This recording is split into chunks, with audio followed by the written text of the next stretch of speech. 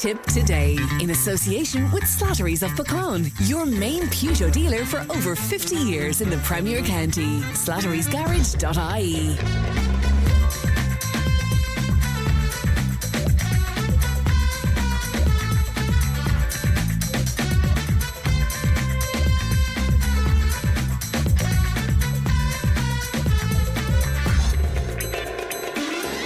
Good morning, welcome along to Tipp Today. 1800 938 007, our free phone number. Won't cost you if you'd like to make a call to us, and Leanne is producing today. Coming up on the show this morning, I'll be speaking to Cllr Michael Chicken Brennan. He's in studio with me. A listener shares the story of an accident that changed her late husband's life. Councillor Jim Ryan opens up about his frustration around what's been happening in UHL. Irish Examiner columnist Sarah Hart will give us her take on colour casting on our screens. It's Internet Safety Day 2026. We'll hear from students of the Pres in Clonbell. Plus, we'll chat to people about what keeps them positive. All of that and more on the way. You can text and WhatsApp 083 311 3311. You can email tiptoday@tippfm.com. Now, as you're aware at this point, we've teamed up with the Jack Doyle Irish Pub in Budapest to send you and a friend away for St. Patrick's weekend. You'll win flight, luxury, city centre accommodation, sightseeing, a Danube cruise and dinner and drinks at Jack Doyle's Irish Hospitality in Hungary. Now, to enter, all you have to do is listen out for the song Budapest by George Ezra. When you hear it, text Budapest and your name and details to 083 311 3311. We will choose 10 finalists, and the winner announced on this programme on this coming Friday the 13th. So celebrate St. Patrick's in style with Tipp FM and Jack Doyle's of Budapest. Let's have a look at the front pages of some of your newspapers today. The Irish Daily Mail, the lead story there. It's going to annoy the hell out of you, but 3 defence lawyers earned almost €1 million each through criminal legal aid payments last year, as the bill for the state-funded scheme surged by 37% to a record $115.3 million. The Irish Examiner, and the lead story on the Examiner today: more than 38,000 crimes were committed last year by people out on bail, including 84 linked to murder, attempted murder or murder threats. And also, and playing into a couple of the conversations we'll be having on the programme today, also reading on the Examiner that half of children aged 8 to 12 are being exposed to the risk of engaging with strangers as they have no parental restriction on their gaming and chatting online, a survey has found. To the Irish Times, and the Times dominated by a picture of Keir Starmer looking rather sort of pleased with himself when you consider what he's battling at the moment. But they're telling us that the UK Prime Minister was engaged in a desperate rearguard action to save his premiership last night, following an extraordinary day indeed in Westminster when one of his biggest allies turned on him. Also on the Irish Times today, Garda suspensions more than doubled last year, rebounding close to record levels, with a growing number of members now suspended after allegations of gender-based violence. These include coercive control, domestic violence and sexual assault or sexual misconduct cases. Finally, we'll have a look at The Independent, and it's dominated by a photograph of chef and restaurateur John and Sandy Wire with Gordon Ramsay at the Michelin Guide ceremony in Dublin yesterday. The Wires restaurant, Forest Avenue, got its first Michelin star, and when you love what you do, it's easy, says Mr. Wire. So the main story there on the Indo today, though, ministers will be bypassed for major infrastructure projects under new rules aimed at cutting red tape and shortening delivery time by 20 weeks. So that's a look at what's making headlines on some of your newspapers today. Do you want to make comment on any of that? Once again, 083 311 3311. Now, Councillor Michael Chicken Brennan was in touch with the show this week to share his concerns about what he is seeing on the roads, and he's with me in studio this morning. Good morning to you, Michael. Morning, friend, and good morning to your listeners. And it's good to see you today. You were telling me off air, Michael, about what you witnessed where e-scooters are concerned, and we're getting a lot of complaints about e-scooters. Yeah, look, friend, I suppose, I'll just go back to last Saturday evening. We were going to the match in Cork, and this was I knew last week I was going to be coming on talking about these courses, but this is just an incident that happened on my own experience. We pulled up in Cllr to get a coffee on the way down to the match. Now I know I drove into my parking space and I was reversing out. Like normally I like to reverse in and drive out as is the best and safest way. But we were reversing out and waiting for traffic coming from the Cllr the hotel side. Nothing coming. We looked on the other side, nothing coming. And just as I was removed the Jeep to reverse out into the road, I was told to stop by my passengers, and the next thing, e-scooter crossed the road diagonally, so we didn't see him. He came from the footpath and zoomed by like. Wow. Now, you could have easily hit him. If I had to be on my own, he probably would have been hit. Wow. That would have been it, like, because I mightn't have seen him between looking in the rear view and the mirror on the door, like, you know what I mean? And it was just like, it didn't seem to faze him. I got a fright, and it just made me more aware of how dangerous the scooters can be on the road, because they come on the blind side. Of course, no high vis, there was no helmet, and it was just flashed by, and that was it, like, you know. And I suppose, like, since Christmas, a number of people have contacted me in relation to scooters where children got them as presents at Christmas, and they're in local villages and things like that. And I witnessed firsthand as well myself on a number of them, 3 and 4 kids on scooters. Everyone loves to get a Christmas present, everyone loves what they want at Christmas, and you know. But where I'm worried here, Fran, is the dangers that parents, by giving these presents to children under 16, of where they're putting their children at stake. Like, you know, we hear it every day in the radio that the biggest brain traumatic injuries with children is from scooters, like, you know, and everything is advertised about it. We don't see high vises on them, we don't see the helmets. And like, I know if you got a bike yourself at Christmas years and years ago, you went out cycling with your father or your mother, you were given a high vis, you were taken by the hand, you were always kept inside, you were given the kind of the general rules of the road, how to cycle, how to behave on the road. With the e-scooter, that doesn't happen, because the parents are not on a scooter as well, going out with their kids and showing them the ropes, you know, and they don't stay in the footpaths. And if they do stay in the footpaths are highly dangerous, because we've seen several injuries where people have been knocked down by scooters. And in fact, injuries it's illegal for them to be on the footpaths. And it's illegal to be on the footpath, place, you know. And again, like, this is going back, like, what does it take for the government or the legislation to be put through to get a definitive line on these scooters, because they travel at speeds more than what they're supposed to travel at. I think 20 kilometres is the regulated speed for them. And, like, you know, we look at the scooters there, or the scramblers last week, they brought in a law into place, and, you know, Lord Mercy and poor Grace Lynch was named Grace's law. You know, we can go back to 2014, Jake Brennan knocked down in Cllr in the housing estate. Jake's law. Are we waiting for somebody to be knocked off a scooter as a child and calling it that law, like? And we don't want that to happen, like. We just want to have safety on the roads for the users of the scooters. And what is your understanding, Michael? Because they're illegal on the footpaths, they shouldn't be on the cycle paths either, so they have to be on the roads. But are these things suitable for roads? That's the question we need to look at, Fran, I think, on the wider scale. Like, are these suitable on the road, like, you know what I mean? Because you also have the electric bikes as well that can go at speeds higher than they're supposed to go as well. And the safety is the thing, like, you know, if you're travelling in your car, the distance it takes you to stop. Like, if an e-scooter is travelling at a speed of 35 kilometres, which they can travel, and more maybe, I believe, like, the impact there is going to be so severe, and that's why we see the results of the injuries. So, like, I don't know, like, where it's going to start with. It'll start with Deputy Michael Murphy on the Rocklands Transport Committee. They have to get some kind of legislation through, because we are going to see more and more of these on the roads. We are going to see more and more injuries. But the last thing we want is to see another fatality, that we have to name another law and pass it in no length of time then, like. Well, if you were drawing up legislation for this, Michael, what would you do? High vis and helmets? Well, high vis and helmets would be just the starter, like, you know what I mean? It would be the starter, but, like, you'd have to curtail the speed of these, like, you know what I mean? And I know the guards can have a machine out that they can test them and take them off them and the whole lot. But I just think we have to start, like, and it goes back to a lot of things starting the home, like, you know what I mean? I think if the parents are buying them for the kids, they need to be very, very careful that first the age is right.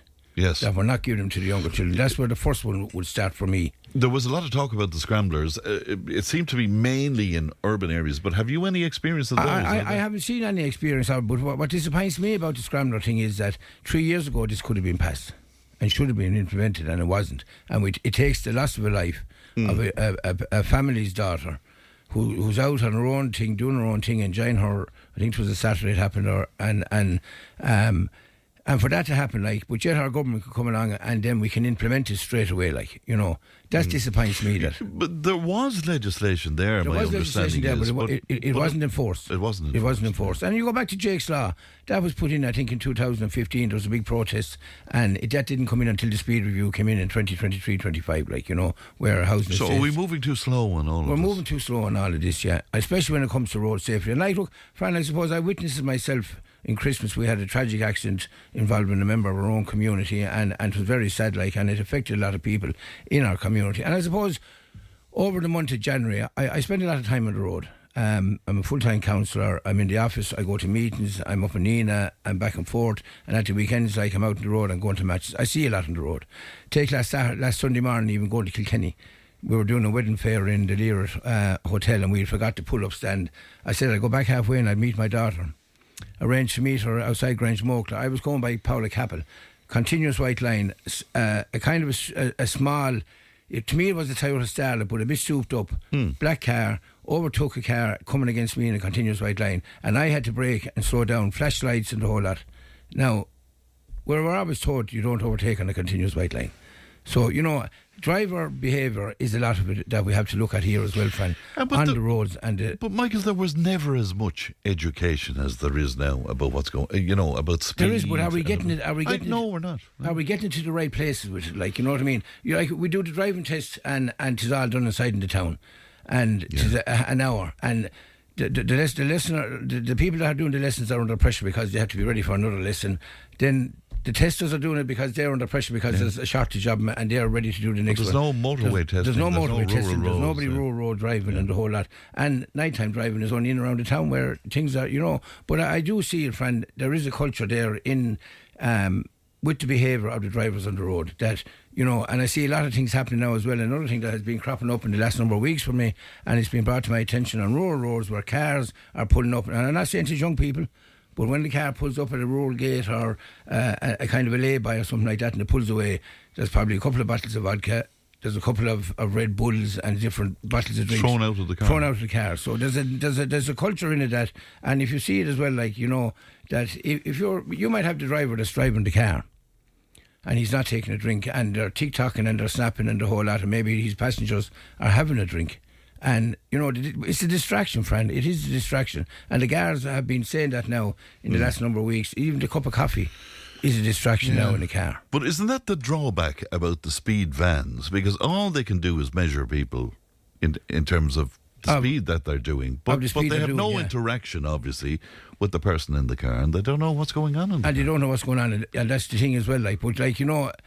So do we need... We obviously do. We need more police. We need more police. We need more enforcement. Now, I myself will be bringing a motion to the council in March in relation to speed. We're just finalising it there at the moment.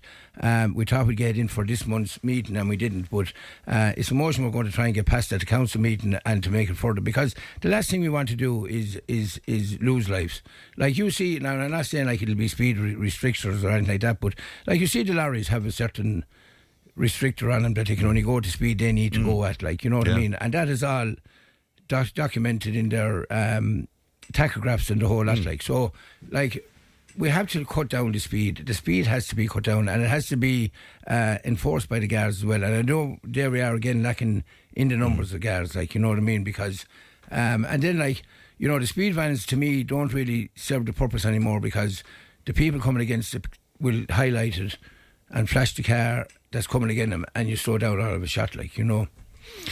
Yeah, it's interesting. And fair play if you're bringing a motion about speed to the council, but really at the end of the day, Michael, what good is that?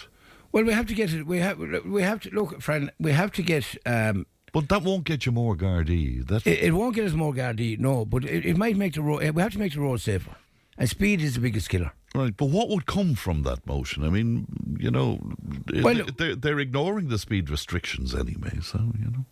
I would hope that would come from the motion, friend, like, and I don't want to say too much about it here today, but, like, whether it be speed limit or speed restriction on a certain age group that we will be focusing on.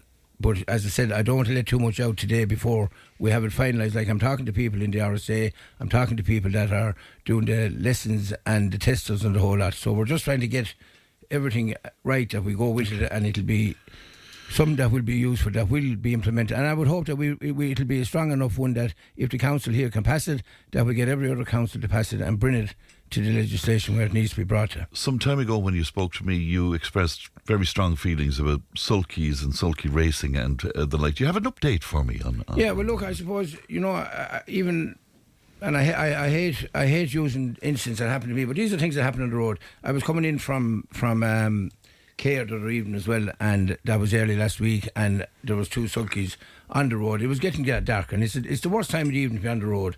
And I just said to myself, here we'll be going again with this now for the rest of the year, and we did speak about this last October.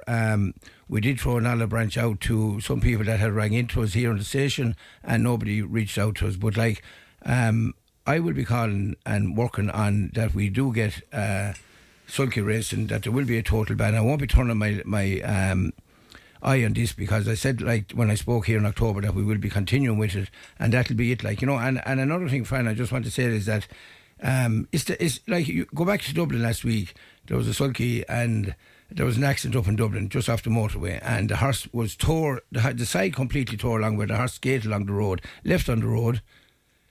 Shortly then, about 2 days later, there was a mare and a foal left on the side of the road to die. And, we're blessed to have all these animal shelters that go out and do the great work that they do with the animals. And cruelty is a thing that comes up a lot for me, Fran. I was 2 dogs that I picked up myself off of the bypass here on Clonmel on day 24. And to me, did have injuries, but not injuries that were sufficient for me to say that they were hit by a car. And it was amazing that the 2 dogs, same type of dog, were 100 yards apart. Now, I was very disappointed that them dogs were taken off the road the following morning when I had requested for them to be taken that night and taken up by the council. But I did ask for a follow-up back because I wanted to get clarity on the injuries of the dogs. Who ties a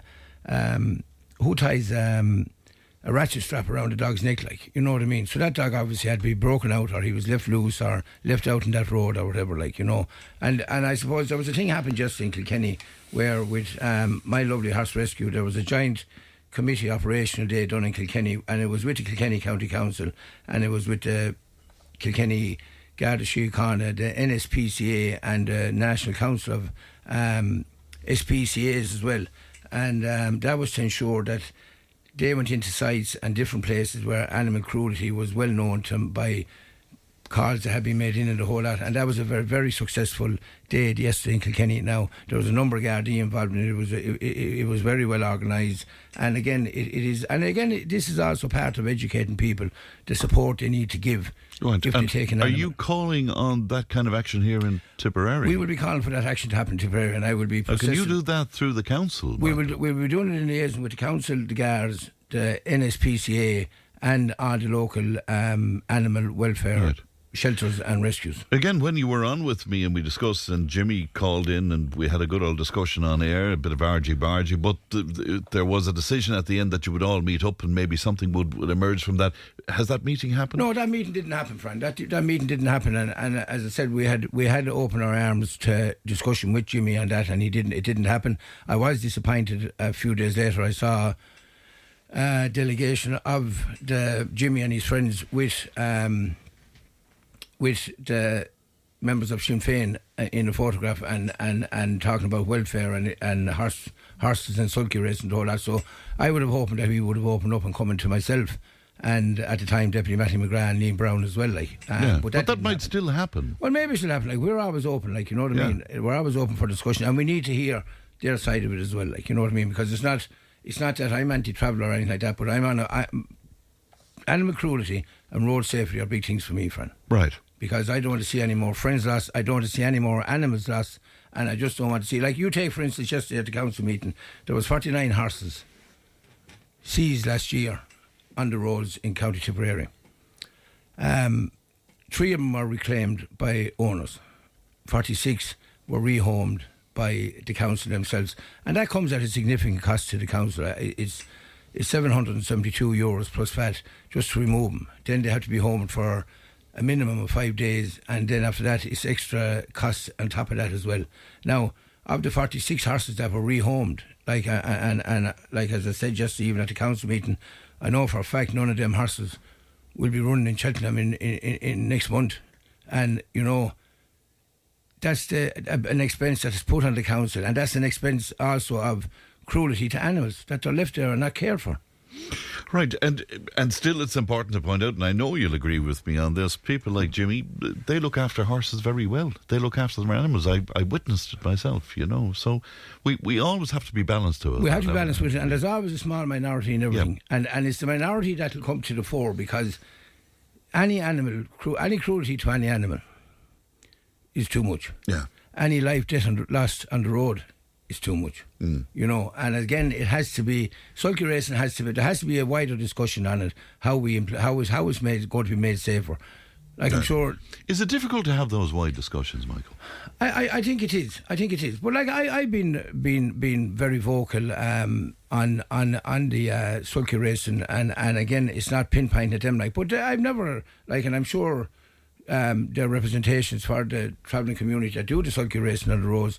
Nobody has ever come to me and asked me to sit down and talk to me and have a discussion with me either, you know what I mean? And to bring it, And you'd be willing to... I'd be willing to talk to him, because we need it, friend. We need to, we can't just decide that we want to ban sulky racing and not involve what we want to hear their side of it.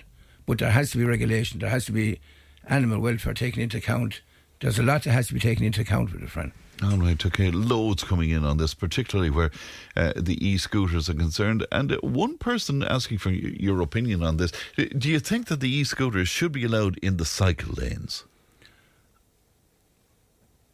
I don't think so. I don't think so, because if you're cycling a bike, you are cycling in a straight path.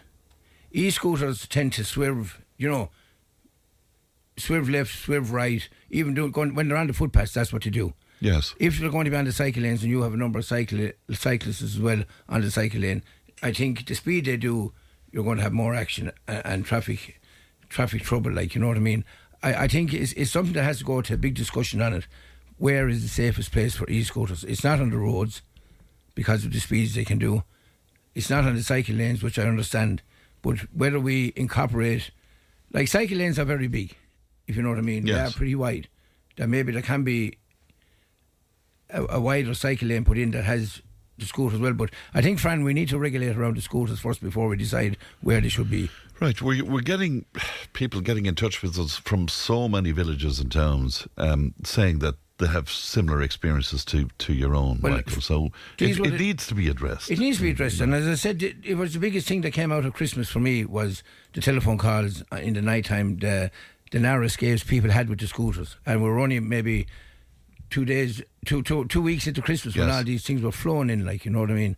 Okay, well, and the majority of people getting in touch with us as well, saying policing is the secret here. Policing is the secret. And I just want to reiterate this again. The amount of people that come to me about speeding, let it be in rural roads, towns, villages, housing estates, it is enormous, the amount of speeding that's been done. And I would hate to think that somebody has brought to my attention about the speeding in a certain area, and if there's an accident or there's a child knocked down in the housing estate, I would be devastated myself to say that I never was known for doing anything about it. Okay, but you have a motion on the way. Well, we have a motion coming in next month, yeah. And Fran, if you don't mind, if there's just one thing I could mention in relation to a community awareness evening that we're having in the Feathered Community Hall next Tuesday night, the 18th of February, is 7:30 to 9 o'clock, and it's run in conjunction with Seesaw and the Feathered and Cllr Community Council. So it's a meeting about awareness, hope and recovery. And the guest speakers are John Leahy, the Drug Addiction Officer at the HSE, Joe Leahy, founder of Seesaw Awareness Group, which is a great foundation, and there's a local lady, Tracy Lawrence, speaking on her personal journey to recovery as well.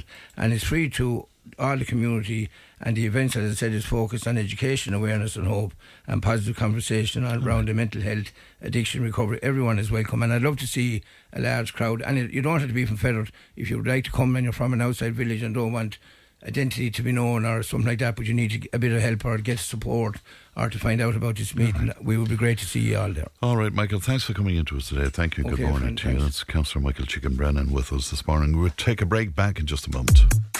Tipp FM's Tipp Today. With Slattery's Garage, Puck On. Main Peugeot dealers in the Premier County. And now stocking the full range of the luxury French car brand DS automobiles. Book your test drive today with Slattery's Garage, Puck On. See slatterysgarage.ie. Did you know that if you place batteries, vapes and electronics in bins or skips, it can create a fire hazard? Recycle them safely at approved return points and protect your home and our collectors. Visit weireland.ie. A message from Ryan Brothers Environmental Services. We all bring a different kind of energy to our home energy upgrades. Will it not cost a fortune energy? That's why SSE Electricity brings up to €37,000 in SEAI grants deducted up front. And as Ireland's leading one-stop shop, we manage it all, and we can help you access the Home Energy Upgrade Loan Scheme too. Book your free consultation today. SSE Electricity, a different kind of energy. Grants offered are provided by the Government of Ireland through the Sustainable Energy Authority of Ireland. Terms and conditions apply to the Home Energy Upgrade Loan. Only 100% Irish beef and the tastiest cheese. The Burger King Double Cheeseburger, now only €3.30 at Burger King. Pop into a participating restaurant today. Tipp FM's Tipp Today. With Slattery's Garage, Puck On. It's time to change. Test drive the award-winning range of Peugeot hybrids and fully electric vehicles at Slattery's Garage today. See slatterysgarage.ie.